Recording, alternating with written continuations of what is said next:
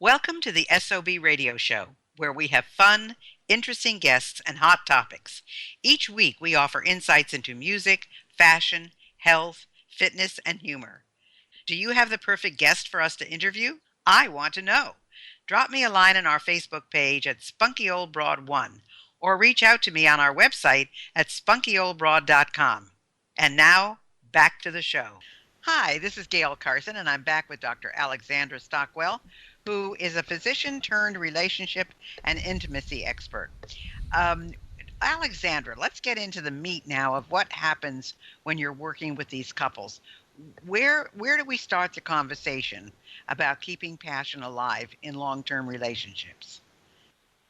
Okay, well, that really is the question. Where do we start the conversation? Because very often, this isn't true of everyone, but the majority of couples that I work with, they love one another, they are devoted to one another, they're not looking to split up, and they're typically, neither one of them is having an affair either, although occasionally they may or may not have children. They really have built a good life together, and from the outside, everything looks fine. No one thinks they're having difficulties.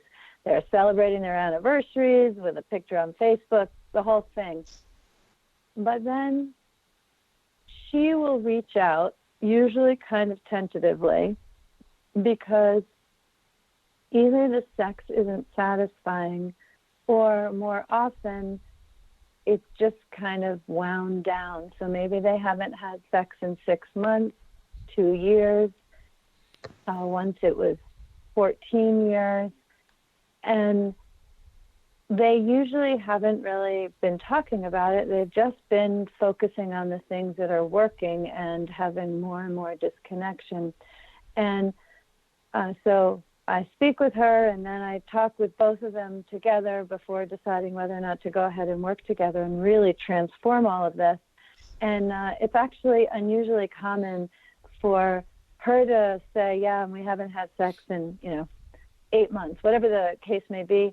And he kind of looks up and says, oh, has it been that long?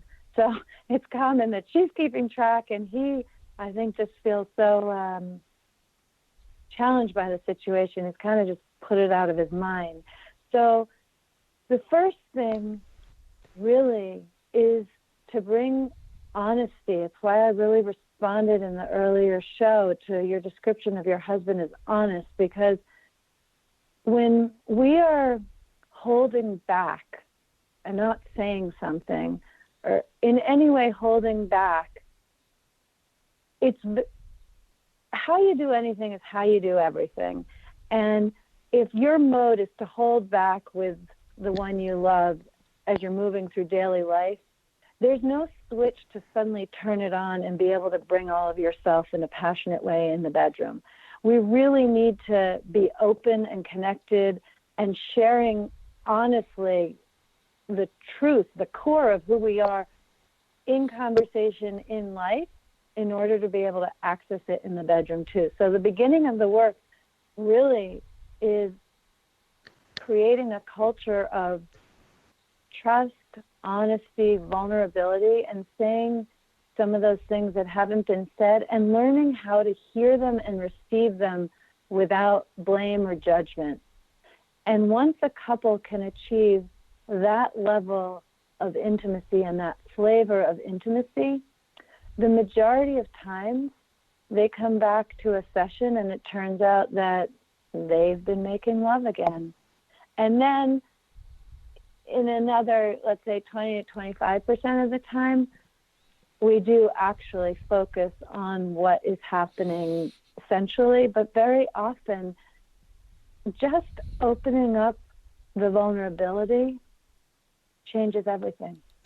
Well, I was going to say, is there hesitancy on the part of people who come to you? Is it more the woman who wants to come and the man is kind of dragged along, or are they equally into getting this relationship going again? I would say it's the woman who reaches out, and the man, to varying degrees, is dragged along. But I don't think that conveys the true story. Typically, he really cares. But as a man who's confident, accomplished, and really doesn't know what to do in this arena in order to make his woman happy and feel good himself, that he just doesn't find any other option but to shut down. It's not that he doesn't care, and ultimately it doesn't mean that he has lower sex drive. It's that his coping mechanism is to shut down. And for her, she's poured into raising children, whatever she's been doing, and feels like I've been taking care of everyone else, my husband, the household, working or not working, either way, I've been taking care of people, and I can't live this way anymore. It's time. So she has more fire and more direction, but very often, actually, she hasn't had hope. And then maybe she'll listen to this interview or read an article I've written, and something will catch her attention, and she'll start to think maybe there's hope. And that's the context for her reaching out. There are definitely people who go to lots of therapists and this and this and that, but those don't tend to be the people who find me. The people who find me have usually been just super competent in a lot of areas of their life and let this one go until they start this work. Interesting. So where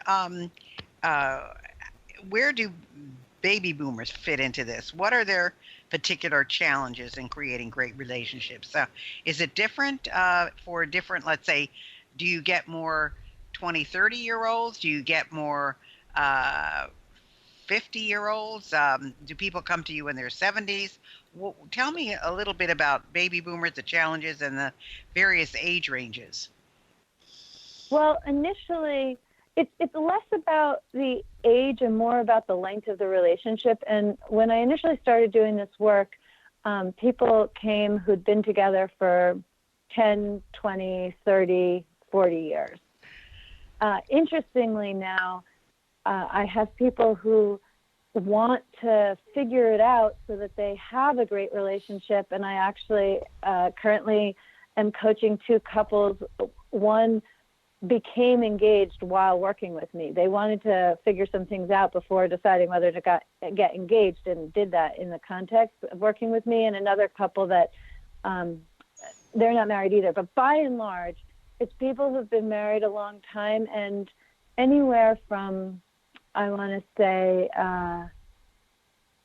40 to 65, I would be honored and prepared to work with any couple or one individual in the couple in the 70s, 80s, 90s. It just hasn't yet happened.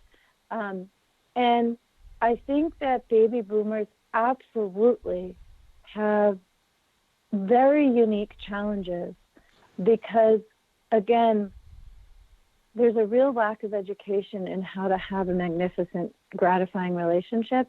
And baby boomers were brought up by parents living essentially a 1950s model, by and large. There always are exceptions, but generally speaking, after World War II, and the women who may have been working came home, and that was the model of the relationship. Father came home, mother made sure the house was clean and dinner was ready. Then the relationship model in society got turned upside down. 1960s, men with long hair, women much more professionally oriented, and a completely different relationship dynamic.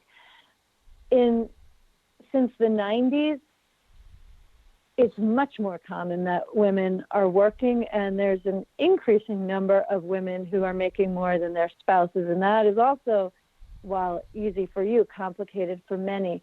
And baby boomers at the time of life they're in, having given so much to their career and other people, this is the time for pleasure and enjoyment. And it is so challenging to know what should that be looking like, because it's confusing. What's the relationship model that really is going to serve us here? And I think while any individual may not describe it as confusion, baby boomers have this amazing opportunity. There's so much available, but it's really confusing to know which way to go for it. So if someone wanted to improve their relationship, what's the one thing that they can do right now? It's to really start dialogue with your beloved. And the way to do that is not just to get up the courage and then say the thing that's been on your heart for maybe 15 years and you've never said, but to really set things up for the conversation to be successful. So the first thing is to say to your spouse, I have something really important to talk with you about. Are you available to hear it now? I'd like your full attention. And really get a yes from the other person. Yes, I'm willing to have this conversation, and not kind of sneak it in the back door. Then the next thing is to say why you're sharing it and what your desired outcome is.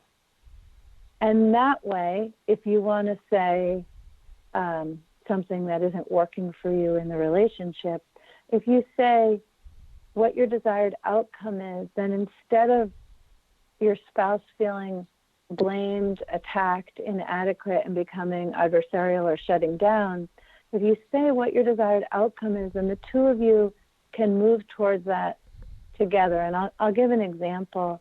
When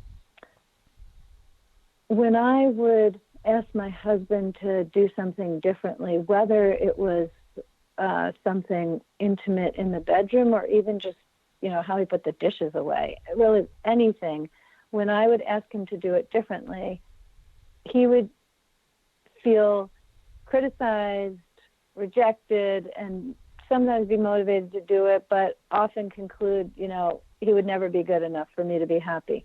And once I started saying, I want to tell you this because I keep thinking about it, and my desired outcome is that I can clear the air and we can have a wonderful evening together. Then he's much more open, and I've been able to say much more complicated things, and we end up moving past it and really much more connected and more passion flowing. That's interesting. I guess it's the same thing in a workplace or anywhere else. When someone gives you a helpful hint or, gives you a suggestion, you take it as a criticism rather than a helpful hint.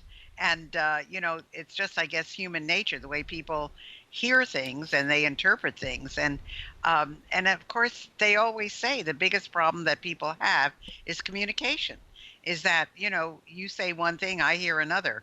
And I mean, it happens every day in all kinds of different things. And so it's really learning how to communicate and say the things you need to and say them in a way that the person doesn't take offense at it, because tone has a lot to do with it. What your face looks like when you're saying it, all of these things play into it. So what you're doing is very, very valuable. But what's the difference between what you do and therapy? Yeah, so there are a lot of different kinds of therapy, and so I want to be really respectful and say that a therapist may not work in the way that I'm about to describe. But by and large, therapeutic training is to get at the question of why things are the way they are, and from there, hopefully shift them. And why really doesn't interest me at all. What interests me is how can things improve? And sometimes we need to go, look at a memory that comes up and blocks someone from making progress in the present moment. But I'm never really delving into the past unless it's showing up in the present. It's a much more goal-oriented process, and the process of having gratifying sensual interactions with your beloved, that's not goal-oriented, But the process of going from not having it to having it, absolutely, I'm focused on results. Interesting. Yeah, not concentrating on why or what happened in the past, but let's solve the problem, which I agree with. I like that. And I understand you also have an online program. Is that right? Yes, I have. Um, I have multiple programs. I have one actually, which I haven't told you about. I filmed it and it'll be available soon, which is really a kind of an appetizer. I think when it's edited, it'll be maybe 30, 45 minutes, called Conscious Partnership: Connect, Ignite, Create. And I also have an 8-week program, which is the same topic and going in much greater depth. And actually, maybe this is a good time to mention that anyone who wants to go to my website, you can put in your email address in order to access a document detailing the 6 qualities of conscious partnership. And you can read that and put your attention on one quality and then another and then another. And I feel very certain that there'll be some fresh energy in your relationship. Well, you also have something that you're giving listeners, which is called Create Your Vision for Conscious Partnership. So people can go to your website, which is alexandrastockwell.com, and then you say /vision, and get this, because this will help them to really understand what you're talking about. And we'll talk more about that. Yeah. I just want to add a topic that we haven't discussed yet, but is very important. It's very easy to identify dissatisfaction and frustration. And when you're in the habit of doing that, it's actually difficult to identify what it is you really want.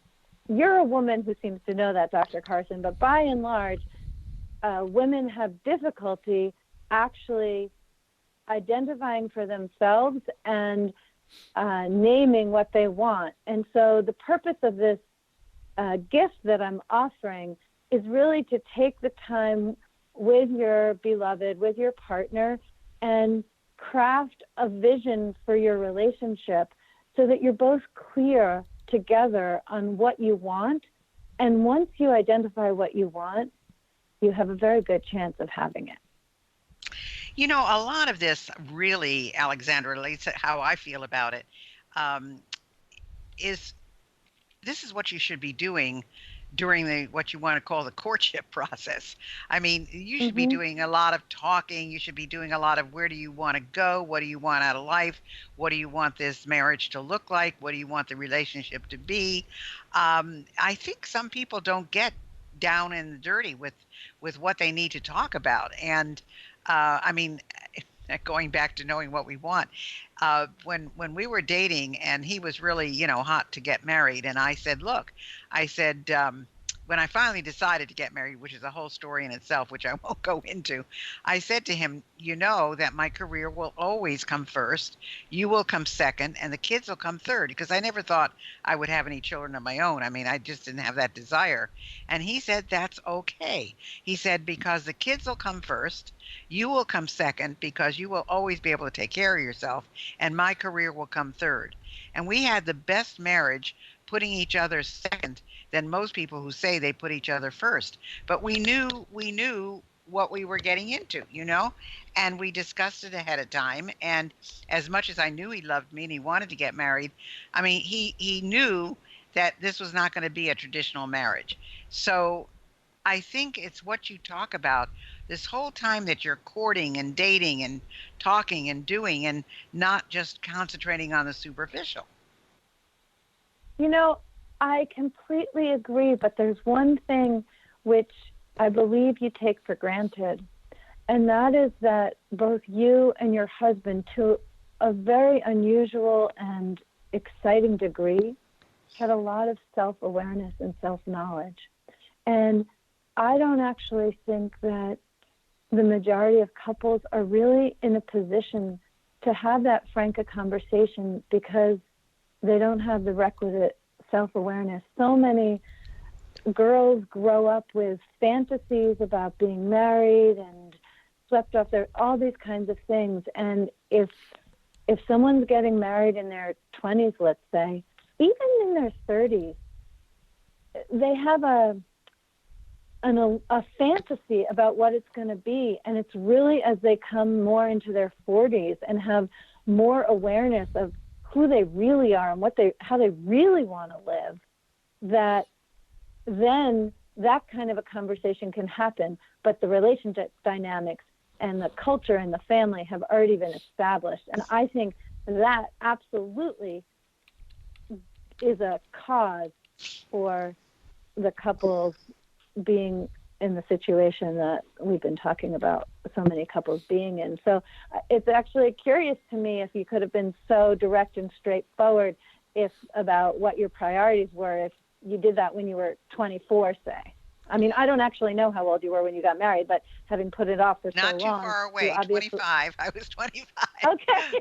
but I guess as I said, we were both very, very fortunate, and it's amazing to me that in today's world, more young women in their 20s are not more aware because they're out working and they're out doing, and they should be. But we're coming to the end of the show, and I want to make sure people know how to get a hold of you, Alexandra, because I think you could be a very big help to many of our listeners. So your website itself is Alexandra, Alexandra Stockwell, STOCKWELL.com. AlexandraStockwell.com. You have something that you're offering to them, which is Create Your Vision for Conscious Partnership, which is AlexandraStockwell.com/vision. And you also have online training courses if they don't want to work with you personally or can't get to you personally. So what else should we let our listeners know about you and what you do? Well, if you go to my website, one of the pages is contact, and you can reach out, and there's a drop-down menu, because basically once this appetizer course is edited and available, then I'll have that really available at a price point that anyone can access and try out who I am and going deeper. And then I have an 8-week virtual course, and the majority of what I do is custom private packages, coaching packages for couples. I call it the Soulmate Platinum Package. And if anyone is interested in that, it's a super deep dive that creates lasting transformation, and you will never slide back. I just want to throw in, there's this awful statistic that 85% of couples who go to traditional therapy end up getting divorced. That never happens when a couple has worked with me in this deeper way. Oh, that's perfect. That's great. Well, we have about 2 minutes left, and I want to make sure that everybody takes advantage of your knowledge and your information. If people don't live where you are, do you conduct these sessions over Zoom or, on the internet, or how do you do that? Yes, I do all of my sessions on Zoom, whether people live locally or I coach people all around the world. I currently have clients in Denmark. And I really love working on Zoom. I think people who don't have experience can be hesitant about intimate topics on Zoom, but I just want to say Zoom, it's even easier to use than Skype. You just press a link and that's it. And it's actually wonderful that you can be in the intimacy of your own home. There's no commuting time, no parking, no preamble, and we can go very deep. And anyone who's ever been hesitant about working on Zoom, they're not hesitant after they've done it a few times. Fabulous. Well, my guest has been Dr. Alexandra Stockwell. She's a relationship and a person who can talk about intimacy with you. She's an expert in both of those fields, and I hope you've enjoyed the interview today. I certainly have. I've learned a lot, and I certainly hope you have too. Thank you so much for being with us, Alexandra. I'm sure our listeners really enjoyed it. Thank you so much, Dr. Carson. I'm so glad to reach other people, and to do it with someone who comes from such a great relationship is really a treat for me.